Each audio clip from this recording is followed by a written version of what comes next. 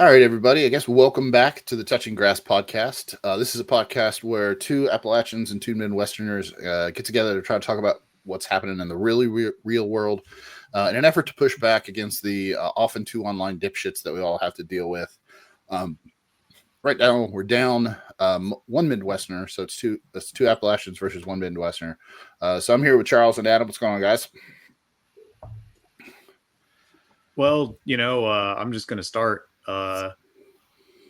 If you ever feel the need to shoot somebody, don't do that shit. Do something else. Yeah, that's going to be the name of this podcast. Don't fucking shoot people, because it's not productive. But I guess we should just go ahead and jump into this, because the reason we all wanted to hop on real quick and talk for a little bit is because we had a political assassination today that everybody's probably heard of. Charlie Kirk, a conservative podcaster and public, I would say activist, was doing an event in Utah today at, I don't know the name of the college. I should know that. Utah Valley University. Okay, Utah Valley University, where he was on his Comeback America tour, and he was doing, I think the title of the segment he does now is called "Prove Me Wrong," where he sits there and answers questions, kind of does a little debate style thing with the assembled crowd. And after, I don't know, I think it was about an hour into it, somebody shot him from a rooftop about 200 yards away, and he passed away subsequently today. So a horrific, act of political violence, which is sadly all too common nowadays. And especially with the premise of this podcast, we know almost nothing about the shooter at this point. He's still at large. Nothing. I mean, his motives can be you can lean into his motives, because Charlie Kirk was a very vocal conservative MAGA activist. I want to push back on that, because I don't think you can guess at his motives. Well, we can't. We have no clue, but everybody is assuming it's political. But nobody knows anything yet. Yeah. Yeah. And actually, just to add on to what Adam said, really, when people do these things, they tend historically to fall into three demographic buckets: under the age of 40, male, and mentally unwell. And while they don't always check all three boxes, it's a pretty safe assumption that they will check two of the three. Mm-hmm. But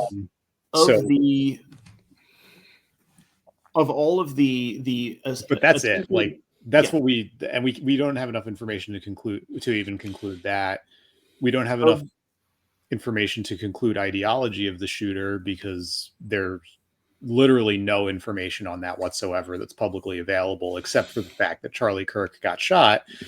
But due to the nature of his activism, Charlie, even if we were to grant that this was an ideological shooting, Charlie Kirk had quite a few enemies on the right side of the political spectrum as well, among the Groypers and others. So, oh shit, I didn't even think about that. I shudder to wonder what Nick Fuentes' Nazi ass is going to say about this. Well, and just in the past several years, all but maybe one attempted or actual assassination of a political figure has been some schizoid with no coherent theory of politics. I mean, it goes without saying, ideologically motivated, but not an ideology that would make sense to the average grass-touching person. Right. What I was going to say is that this smacks of somebody who's entirely too online in whatever reality you're trying to operate in, and people who are mentally well don't do these things, and I'm saying this. I don't want to go on a limb here, but I can pretty much guarantee that the three of us don't agree with anything that Charlie Cook stood for or talked about. And Chris and you and I were talking before we started recording, he wasn't on our radar for political, political assassinations in the near future. Honestly, because in my opinion, he was just another one of these kind of right wing ding dongs that says whatever he can say to get publicity. He didn't really rank high on my list of like political influencers because he was so almost comical in the things that he would bring up. And so this kind of like the fact that it happened to Charlie Kirk is one really, we were talking before. It surprised me. Like it didn't seem like it would be, it just seemed like a weird coincidence that it was Charlie Kirk. It was coincidence that because my wife and I were just talking about him last night and like his area of influence and how where how he had grown and kind of shrunk as of late, a little bit. But yeah, like nobody who does these things is mentally well. So whatever rationale they're gonna assign to the shooting, it's gonna be because he was the shooter, and it's almost universally gonna be a man, and almost universally gonna be a white man that does these type of political assassinations. But yeah, whatever motive they can assign to this. I mean, I don't think it's like people who are mentally well and have a political ideology and want to see that ideology go forward. Well, don't do things like this, because shooting a political rival does not get doesn't change tax brackets. It doesn't get high speed rail built. It's just not productive. It's not how you do things if you're thinking in your right mind.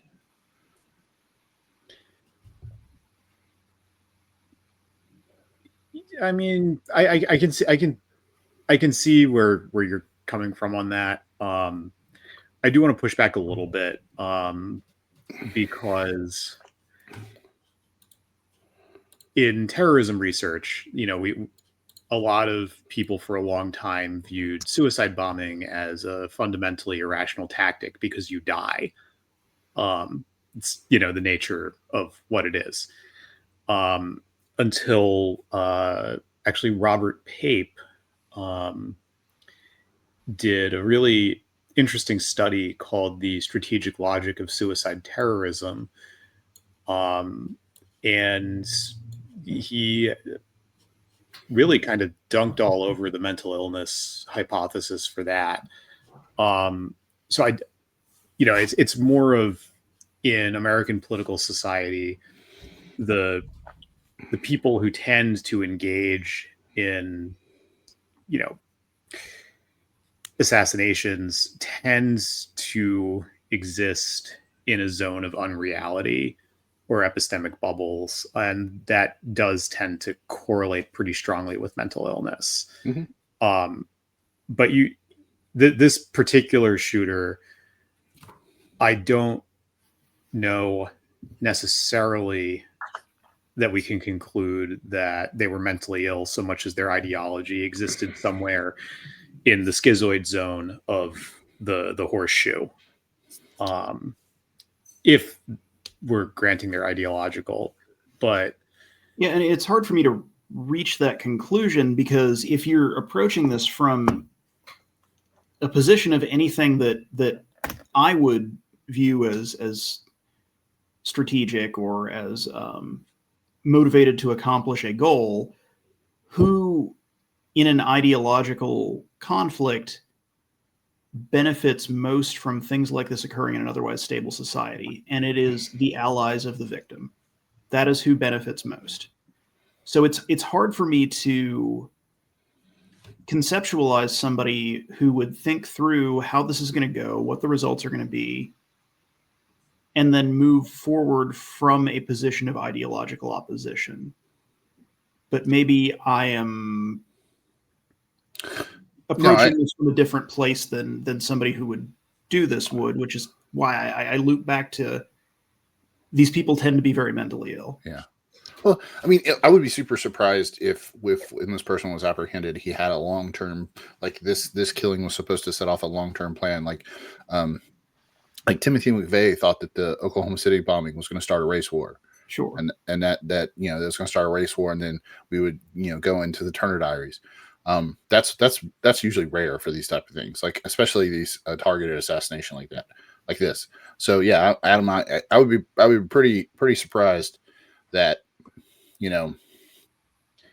if whoever did this has that kind of motivation of that sort. The one thing I've heard. I do want to pause for a second because it doesn't quite sit right with me that we jumped right into like, what are the second order effects here? What are the, outcomes going to be? Who's going to benefit from it? Let's be clear that this action and the people cheering it on, like, that is a morally indefensible soul rot.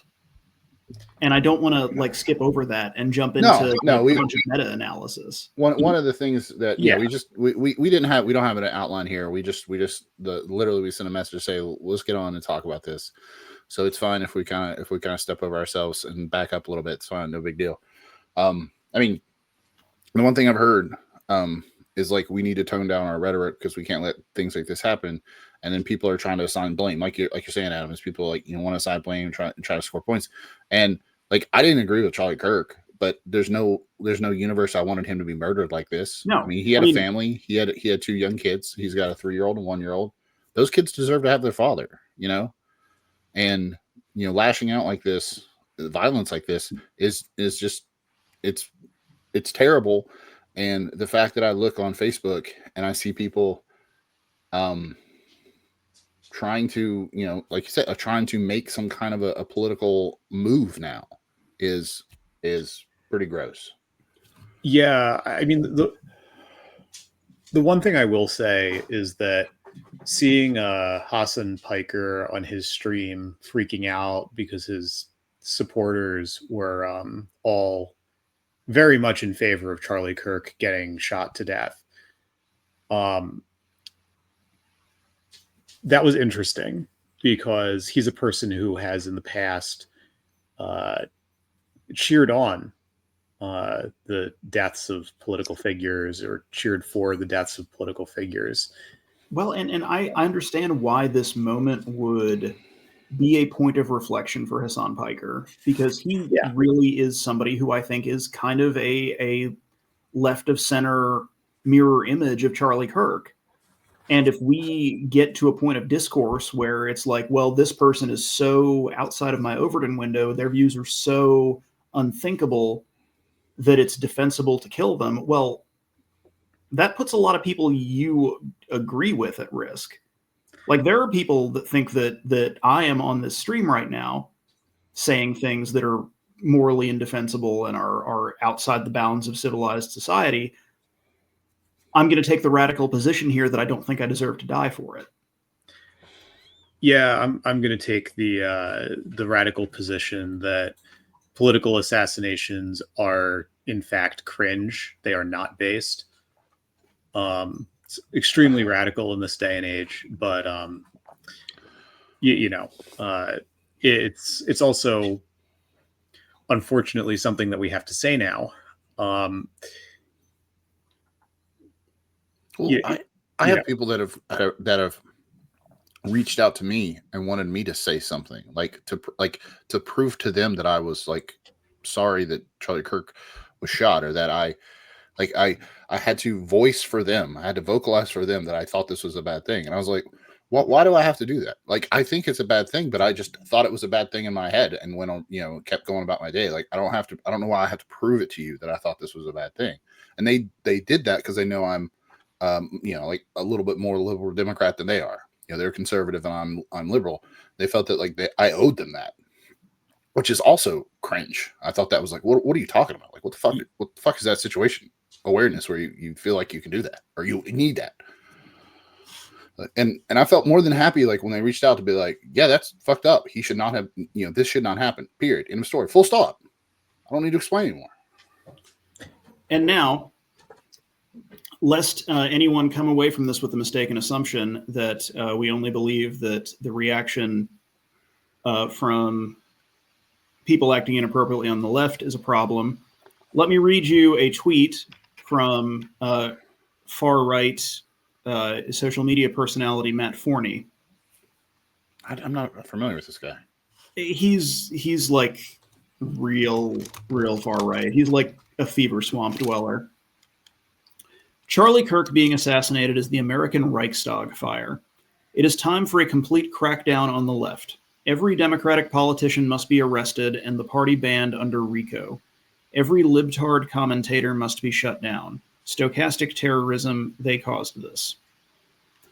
So, not to bury the lead, What the fuck? Yeah, I mean, point one, never analogize yourself to Hitler. For anyone unfamiliar, the Reichstag fire was a relatively minor act of vandalism by a mentally unwell communist that was used as a pretext for the Nazi Party to basically dismantle the Weimar government and seize dictatorial power. Mm-hmm. So this, but talk about putting the cart before the horse. I mean, we kind of opened with saying we don't even know what the cause for this was. And this guy's already jumping to the entire Democratic Party and institutional left of center apparatus is at fault for this, which is not an uncommon expression if you have been exposed to the savage wilds of right-wing Twitter today. And it's not even limited to the right-wing fever swamps of social media. Actual sitting members of Congress have been getting onto this beat, keeping in mind that we do not have a shooter in custody, do not know who it is, do not know why they did this, which is that opportunism is just on the right is just as disgusting as the grave dancing going on the left, if not more. Yeah, it's both. I'm looking up this morning guy. He looks like a thumb. Yeah, no, it's not like what I heard today was that we need to like cool down the discourse, and I don't agree with that at all. I think everybody should be free to say what you believe in, loudly and eloquently and with emotion. Yeah, and who never turned down the discourse? Charlie Kirk. And his life shouldn't have been in danger because of that. And neither should anyone else's life who is speaking their mind today. Exactly. And the other thing that Charlie Kirk did a lot was put himself out there. Like one of the things I always respected about Charlie Kirk was that I did not agree with what he was saying, but he would go and sit down and talk with pretty much anybody about it. And that was how he made his living. Like he started Turning Point USA, which was a group that is now pretty large now, but it started out as supposed to focus on college campus students and promoting conservatism in college age students in the younger generation. He did that because he said he didn't get into West Point because I believe he said a black woman took his spot at West Point. So he never went. He attended college for a short time. He didn't attend 4-year degree. But then he made his whole career on this whole college thing and getting to young conservatives. Okay, cool. That's what he wanted to make his life do. But in a lot of that, he did these type of debates where he would go anywhere pretty much that would have him sit down and talk. I famously loved the debate he did with Sam Cedar years ago. I think it was at Politicon, where they sat there and talked but like he put himself out there. He was out there in a group of people today talking about what it was like a Q&A. So I don't know what it was in the speech he was giving or anything. So the topics were probably all over the place, but he was out there and he did it all the time. And you should be able to do that in America without fearing for your life. We have there's oh God, I can't. Is it Pennsylvania? Is it Pennsylvania candidate? I don't know his name. I caught him. I saw it on the news the other day. He was just standing in the back of a pickup truck surrounded by like 500 people, and he was giving a speech. Like you should be able to do that in America without worrying that somebody's going to take a pot shot at you, and that's the problem. And, we need. This is becoming all too common, and I hate to it's not productive. Doesn't push anything forward. It just takes us back, and it makes it harder for us to talk about these things. The actual issues that we want to talk about. Somebody is going to call me a libtard in the comments for this, but I think it goes back to January 6th. January 6th started out as soon as it happened, there was universal condemnation. Right. And then there was a slow rehabilitation of it afterwards. And it evolved into a political football. And once that just mob attack on the Capitol became political football, every subsequent instance of politically tinged violence became a political football. And that cycle of escalation is going to go to a place that none of us want to be.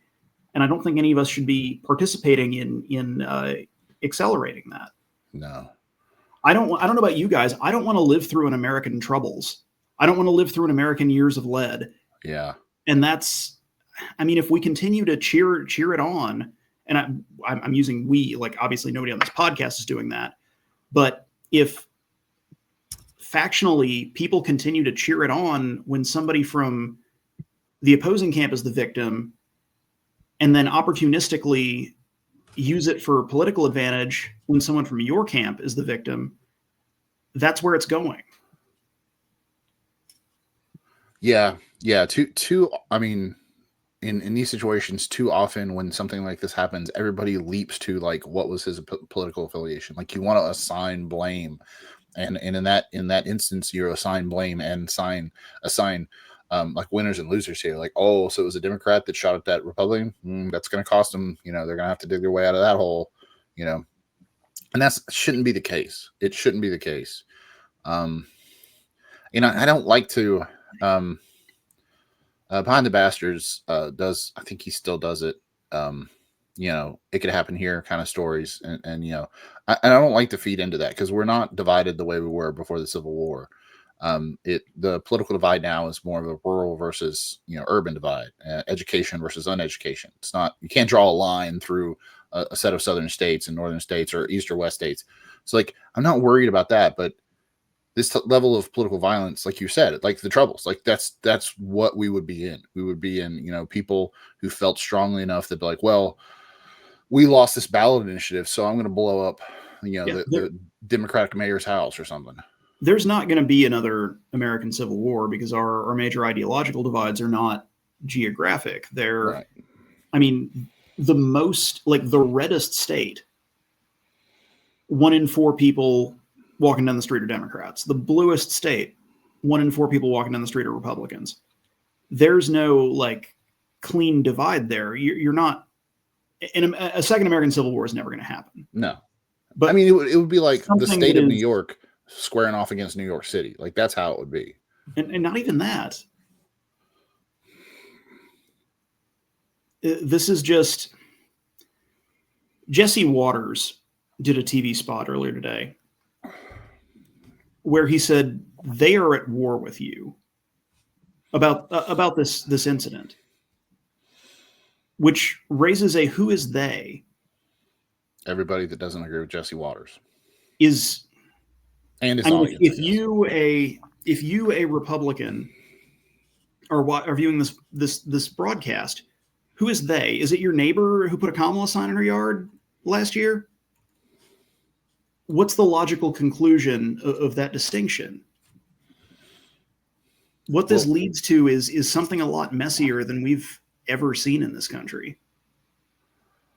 Yeah, and that what you're saying there, my mind takes the next step, and you hear these stand your ground instances. You hear these stories of, a man, guns down. Well, there was just one in Houston, I believe, right? A kid was shot doing ding dong dash, right? So he rang on somebody's doorbell, and the person came out, saw the kid run away, and shot him, and killed him.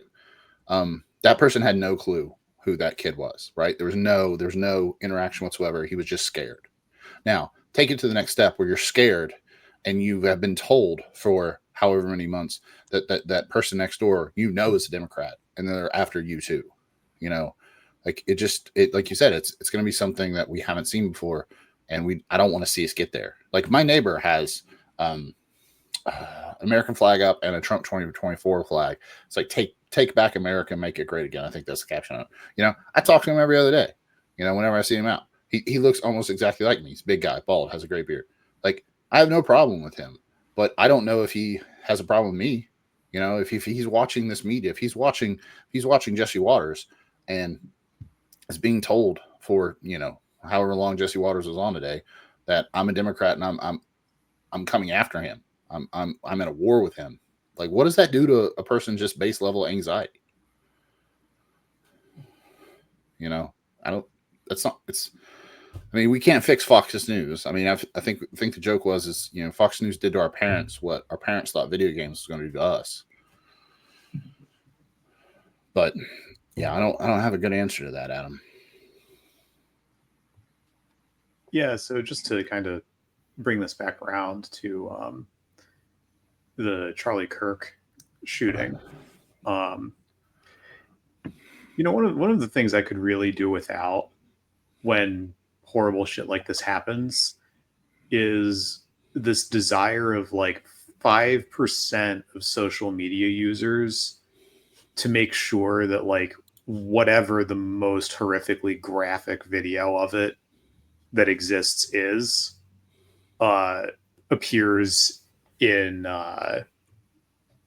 whatever Twitter feed or other thing. If you I don't care who it's of, I don't care what it's of. If you post a snuff video, you're a sociopath. Yeah, I'm not going to disagree with you guys there. I saw the video because Alex Jones showed it, and I was like, okay, didn't need to see that today. But no, I don't understand that either. I don't understand that implication. It's worse, but it's almost as I'm sorry, it's not as bad as shit. I keep saying this backwards. That is terrible. If you're sending a snuff film, like you said, Adam, you're a sociopath. The other one is the people that like want to get on there and just make sure everybody knows that they're sad too. And I was like, okay, but that's social media.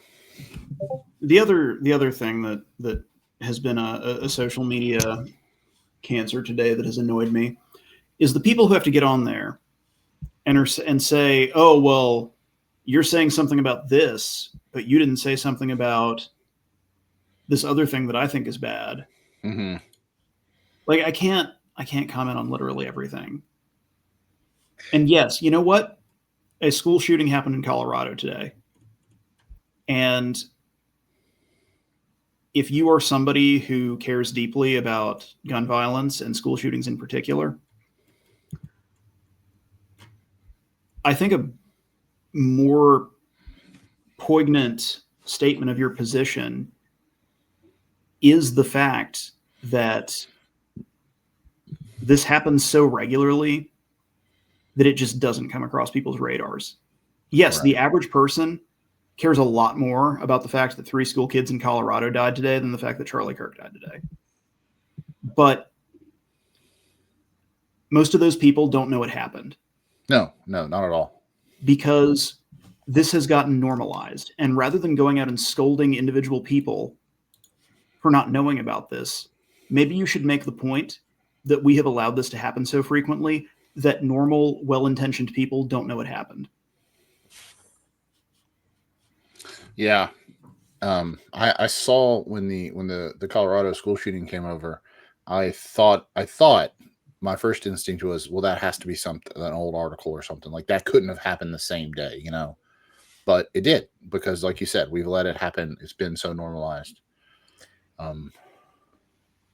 There was a shooting that I heard about after the fact. Like apparently somebody fired like 500 bullets at the Center for Disease Control or the, yeah, that was it was a couple of months ago. They killed a security guard. Right. And since they only killed one security guard, and it was once again somebody with who just cooked their brain in conspiracy theories. And if you had them write down everything they believe, it would not line up with any political party in the United States policy platform. No. But what our media would do then is dig up the fact that person voted once for, Hillary Clinton, and, once. The one time they ever voted was for a Democrat. I think if you are a radicalized anti-vaxxer, if we're apportioning blame, the Democratic Party is getting a much smaller share there. Right. We used to have our share of those. We used to have the hippies that didn't want to take the vaccines, but once upon a time, being a crank was bipartisan. Yeah, we used to have some hippies do it, but yeah, no, I agree. It's completely out of bounds, and yeah, like like I said, we didn't. I'm kind of rolling this in my head as we talk because, I not a Charlie Kirk fan. Didn't care for anything he stood for. Actually, the reason he was at universities is because I believe very recently he did a hard pivot towards like the tradwife stuff. He's been talking at universities, telling women that, yeah, you can be here and get a degree, but get that MRS degree, get yourself married, and then get home and start being a traditional wife. Like, that shit is nauseating to me. He still didn't need to. He still should never have been hurt for it. He should have been told it was nauseating. He should have been told to his face that he's trying to push us in a direction that modern society is. All that. Just tell him it. This violence is not. It's not what we need. And we don't, like you said, we don't need people on the right saying that, well, this is fair game for all Democrats now. Like that's not the answer to it.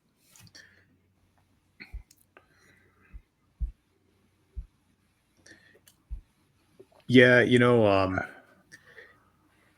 it's been interesting watching publications that spent the days ahead of this wishing Charlie Kirk ill and paying random Etsy witches to curse him, turn around and put on editor's notes like, oh no, we don't support political violence. Like, okay, Jezebel.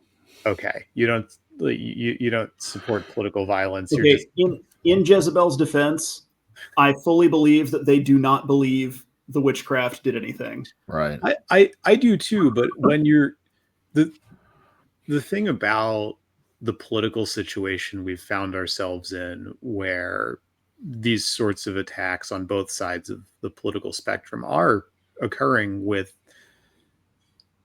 unfortunately increasing frequency, is that the way you find yourself in this political situation in the first place is by a creeping erosion of the norms that keep these things from happening in the first place. It's unfortunately quite easy to assassinate someone when you get down to it. Preventing it, you obviously you have your security, and the security does what the security is going to do. But let me tell you, as someone who's worked with fairly closely with dignitary protection units for high profile individuals, the security resources necessary to stop someone from carrying out an assassination, just frankly outside of a head of state, don't exist. And if you look at what the police, based on their public statements at a press conference earlier today in Utah, they were planning for a mass shooter. Mm-hmm. They had people, that was their entire threat protection posture. And they worked with that clearly with Charlie's team, because that was what the distribution they described was. They had people in the crowd, they had people there, they had people in plain clothes. They had everyone ready to go for that. They clearly didn't have counter snipers, which, again, university police department, highly unlikely that they would have someone doing that. I'd be shocked if that was anywhere within the budget of any university's police department, just because why on earth would you have this one expenditure that you'll use like once a year? And I'm not saying this to say, go out and, do harm to public figures. It's easy. I'm saying this because, frankly, given the number of events, the public nature of the events, the requirement, the preference for access that public figures have, because, you're a public figure, you want to be accessible. That's why you're doing the event. And the security resources that exist, really what keeps political assassinations from happening is an unspoken norm within a political community that the acceptable form of expressed disagreement does not include political violence. But when you and I am perhaps unfairly singling out Jezebel here because they were the greatest example of it from a mainstream-ish very online publication in the past few days. But when your entire political discourse is, I am fundamentally okay with harming someone who I disagree with, you don't get to be surprised when in a pool of very, very large numbers, someone ends up doing that. Because that's how the law of large numbers works.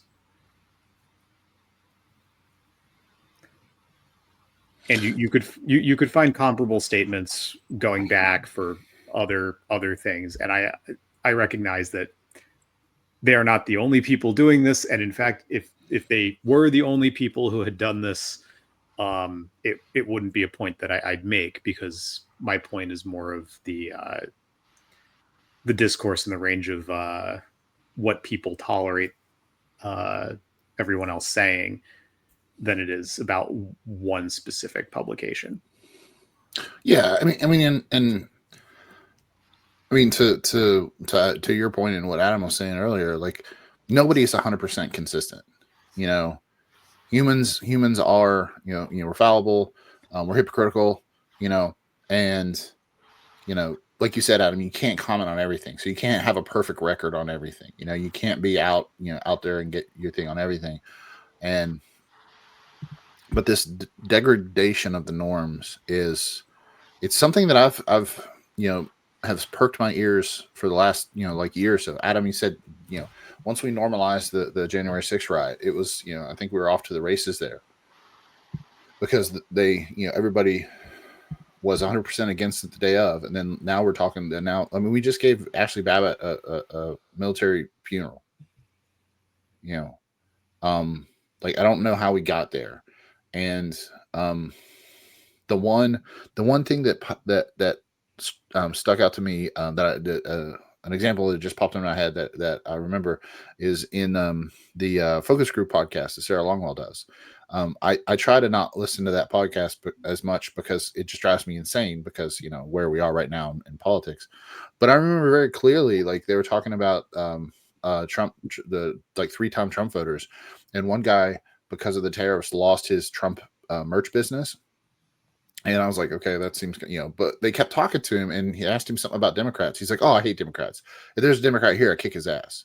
Just like out of nowhere, that was his response to somebody of the other political party being in the room. And I thought like that stuck with me, because I don't understand that level of like you said, Charles, like that's a degradation of the norms. Like back in our grandparents' time, that would have not flown. That would have not been condoned. It would not have been allowed. Well, I don't know about that. Well, perhaps your grandparents. My grandmother was still working when all of the political assassinations in the 60s took place. But when you have political violence become almost mainstream, you've allowed yourself to drift substantially away from the things necessary to make a country work. Oh yeah, I don't disagree with you at all.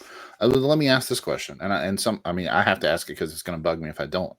Like, we talk about the degradation of the norms. We talk about mainstreaming political violence. Like, it's, you would have to be like, any rational observer would have to see that this is being accelerated far more by the Republican Party than it is the Democratic Party. I mean, Donald Trump said in all of his rallies, he's like, oh, if that guy acts up and says something bad about me, just knock his block off, punch him, beat his ass. Like that was a staple of his political rallies.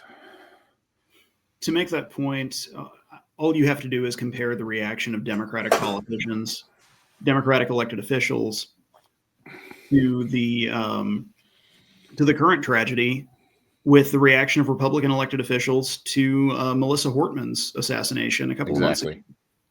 It was, we didn't see the level of calls for civility, for contrition, for lowering the national temperature, for, you know, I mean, Mike Lee was on Twitter like trolling about a normalizing of political violence, and it's very much asymmetric.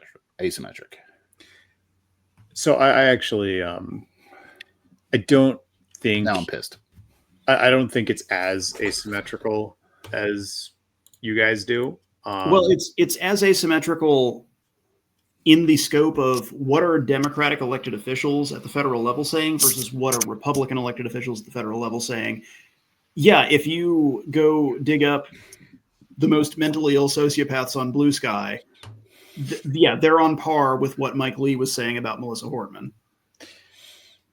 I agree, and I see your point too, Charles. But like, I think I would agree with Adam there, because like, I try not to, and I'm not good at it, not to compare the, you know, Republican elected officials that are trying their best to like whatever you know, Tucker Carlson said. The problem is that more and more the Republican politicians are listening to Tucker Carlson. Sorry. Now, Charles, if you got a case to prove me wrong about that. Yeah. I would love to hear it. Yeah, you know, if you've got a story where like Al Franken was secretly being, you know, influenced by some, you know, super left, you know, not Charlie Kirk, bad, Tucker Carlson on Blue Sky, I want to know about it. You know, I will dig up for you guys, but I do just offhand, I think that it would be, I don't think that it's particularly a productive direction to take a discussion of political violence, to go off and say this side did it first, this side did it worst, so on and so forth. It's just, if we're actually committed to trying to get the temperature to go down, that's not helpful. I can agree with that, but when do you say it? When do you call it? Well, like when do you point it out? Because if we point it out everywhere, but only one side is listening when we point it out, how does that? I don't know about helpful, but I think it's necessary, because we can't just be like in a position of contrition and apology when the other side is just as, if not more, guilty of the same thing, but refusing to admit it or change. You know, like if how do I want to say this? Is the Republic, like if leaders in the Republican Party could be like, holy shit, okay, I think we've gone a little bit overboard here. We need to, you know, come back to the center. We need to, like you said, lower the temperatures, you know. But I don't see that type of discussion on the right as I do the left. Like, yeah, I think our fringe needs to calm the fuck down. Yeah, they're really fucking annoying, by the way. But also, this can't be a unilateral disarmament. Yeah, I think we're just gonna like fundamentally disagree on this one for a long time.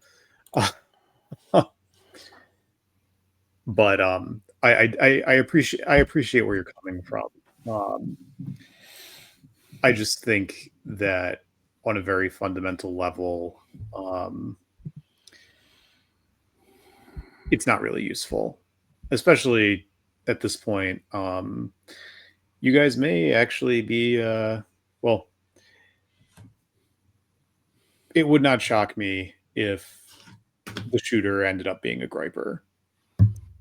Yeah, man. When you said that, that's completely that hit me out of left field, because you're right. One of the things that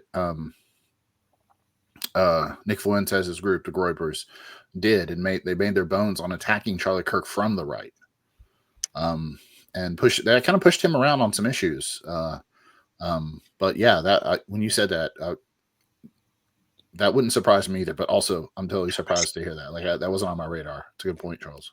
Yeah, it wouldn't shock me if the shooter ended up being someone on the far political left who thinks that Hassan Piker is like a flaming moderate either, just to be clear. But with the information we have available, the reality is that Charlie Kirk made a lot of enemies and pissed a lot of people off in his life,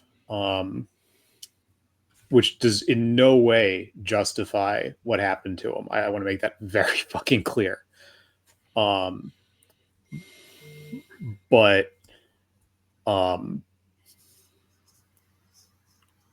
when you have a sufficiently large population of people who have an opinion about you, and you tend to engender very strong feelings, positive and negative, within that population. Unfortunately, this is the sort of thing that is not unforeseeable. Yeah, I would agree. The thing I keep thinking about is there's a report out, excuse me, after COVID, there's studies show that there's like huge uptick on like in-person like confrontations, in-person fights, the kind of thing you see on YouTube where you blow ups at the grocery store, people arguing, fighting, things like that. After COVID, because fundamentally in some way we forgot how to act in public during COVID, and it messed us up to a certain extent. And I think things like this are more of show that a little bit more. Like that's another angle of this, because like you're saying, Chris, or I'm sorry, like you're saying, Charles, you get enough people outside, you just take a large enough data set, some of them are going to act out in this manner. And it's been worse since that COVID and things. I don't know how much I put faith in that report, but it seemed to line up with what I was seeing at the time. Of course, it's been 5 years ago, but but Charlie, like you're right, Charlie Kirk made a business out of being inflammatory and confrontational and saying things that I thought were abhorrent. And you're going to make enemies doing that.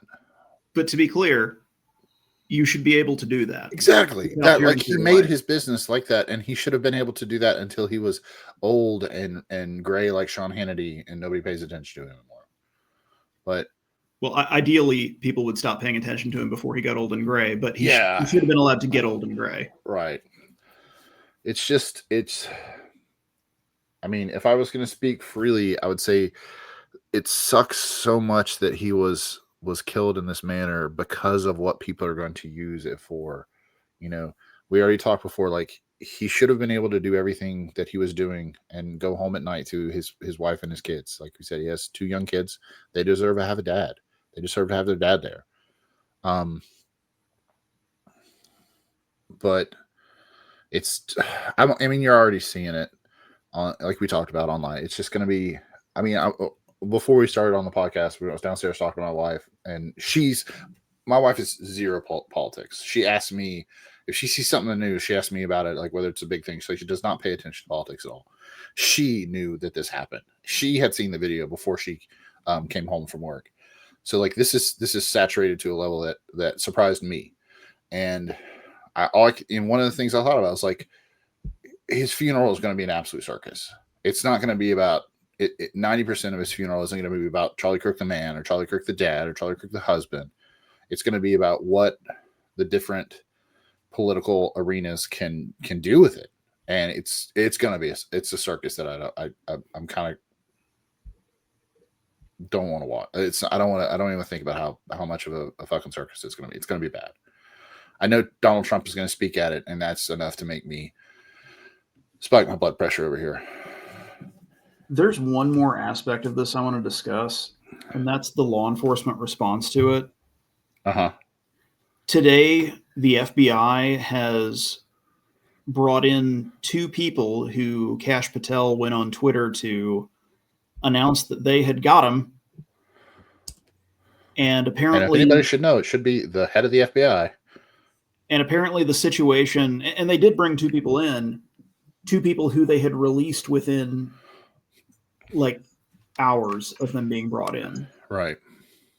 When I first heard this, Adam, I when it first started coming across the news wires that Charlie Kirk had been shot, and in our little text group we were started like following it and going back and forth. They immediately said they had the suspect in custody. Like they're like, we have him. And it, of course it was not. It was just somebody that was there at the rally. Like you said, they were very sure that this was the guy, like, early on. And yeah. You're talking about the old bald guy in the pictures? Yeah. There was the old bald guy in the pictures. There was a second person of interest that they brought in who Kash Patel bragged on Twitter that we got him, boys. And I know nothing about that person, but they were also released. Right. Yeah. And I think this goes to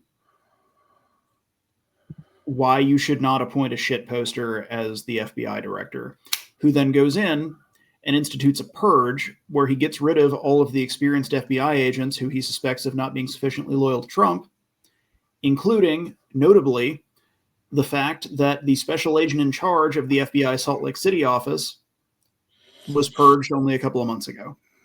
I did not know that.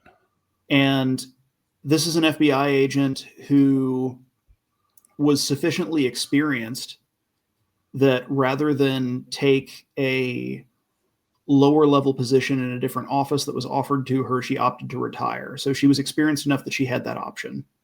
And that is somebody that Kash Patel ran out of town in Salt Lake City, who had jurisdiction over this event months before this happened. Yeah. We have an administration full of shit posters at this point. And you would think that if once you fuck it up once, like when you tell, when you, like you said, get on there, like, we got them, guys, and then it falls apart, and by the time it takes you to go get a coffee, you would think that when they grab the next guy, you would just be like, well, I hold my horses here. Let me see if this is really the guy, and not just post immediately, because that's all they want. They want the tweets. They want the clicks. They want the retweets, whatever, man. The bleats. I know that's not the focus of this episode, but the deep professionalization of the FBI is something that should be incredibly concerning to basically everybody. Oh, it's going to fuck us for years. That's going to fuck us for years. The other thing that we probably want to get Chris on the pod to talk about too is the we've got this, not only is Trump so Trump just nominated, I don't know the guy's name, but to head up the Bureau of Labor Statistics. And it turns out that he was running a fake Twitter account where he just said racist and bigoted things about Kamala Harris and all the Don Lemon and things. Like, we're just staffing our government with shit posters, so we shouldn't be surprised when they shit post. But this stuff is going to fuck us for a long time. I don't think we're ever going to have a purely independent DOJ anymore again. I mean, you might have your Democratic administration comes in and puts in neutral people, and then they do the best they can, and then as soon as they're gone, the next Republican administration just hammers them for being overzealous about everything and does whatever they want to do. I think it'll just be like 50-50, flip the coin back and forth. But I don't think the American people are ever going to trust the DOJ again. I mean, I'm already, like you just said, I'm super suspect about the FBI now because of the shit posters we got running it. Yeah, that's another pod. So we talked about Charlie Kirk and came up with 6 other podcasts we need to do? Not good, gentlemen. Well, we've been going for about an hour now. You guys, any closing comments? You want to wrap this up?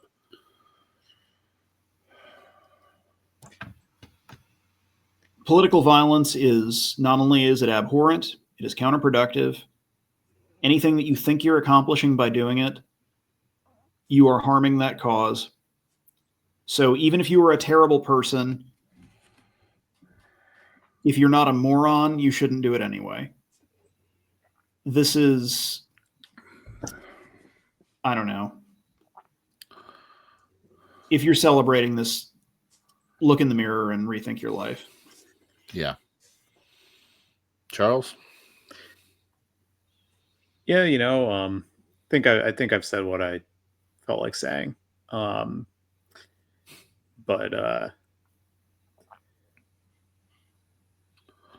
we'll learn more in the coming days. And hopefully this shooter does not have other targets, because that would be quite bad. You mean because Kash Patel's on strike 3 right now and still hasn't found the guy? Actually, like, I am going to extend Kash Patel a little bit of grace here. They are taking in people of interest. They're being very transparent about the fact that they have taken those persons of interest into custody. They're being equally transparent about the fact that they got it wrong, and when they have, and that's not an easy thing to do in a leadership position in a high-profile investigation where Adam, please let me finish. I will let you finish. Where your organizational restructuring due to ideological preconditions is now hampering your investigation. That's the reality that he exists in.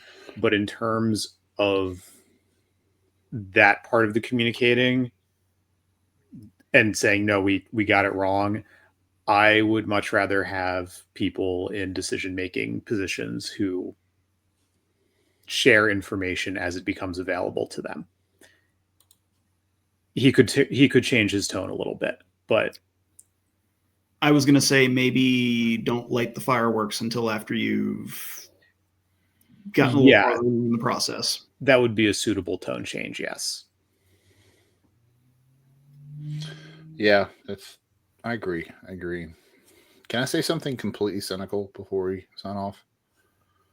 You don't need my permission. Okay. Yeah, you're a grown man.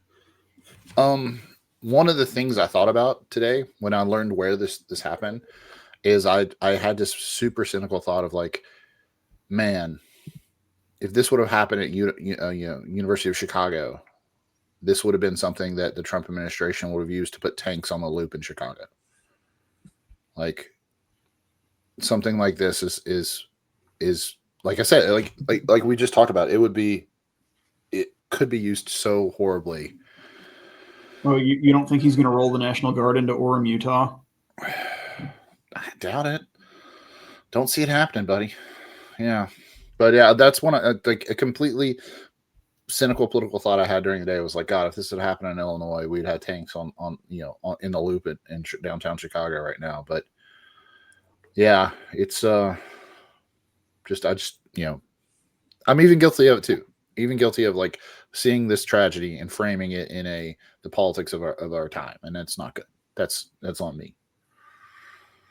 But oh well.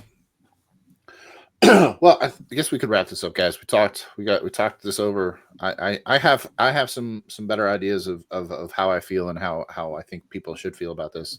I hope people listening, and got something out of it.